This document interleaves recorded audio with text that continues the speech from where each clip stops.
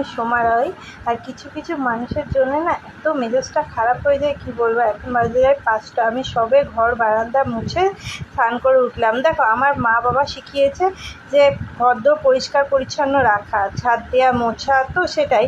এই যে বাইরে যাচ্ছি না, বাইরে গিয়ে দেখাচ্ছি চলো। এই যে কর্নারের রুমটা আমার, আর এই যে এই রুমটা দেখতে পাচ্ছ, এই রুমটায় যে মহিলাটা থাকে, একটা মেয়ে থাকে, কিন্তু তার পারিবারিক শিক্ষা এতটুকুনিও নেই, কি আর বলবো ভাই। বাইরে এতগুলো দড়ি রয়েছে, সেখানে জামা কাপড় মেলতা মেলবে না, এইখানে ঘরের মধ্যেই দিনের বেলা মেলে রেখে দিয়েছে। এই যে কি আর বলবো, দিয়ে ঘরের মধ্যে বসে থাকে, কি করে কি জানি। এই যে এতগুলো দড়ি রয়েছে, মেলবে না। এবার প্রবলেম কি হয়, আমার ঘরটা তো যেহেতু ওর ঘর টপকে যেতে হয়, তো এই জল, এই সানে না জল পড়ে থাকলে কয়বার যে পড়েছি আমি তার নেই ঠিক। তাও এই মহিলাটা, মানুষের চোখের দৃষ্টি তো থাকে, কি শিখিয়েছে কি জানি বাবা মা।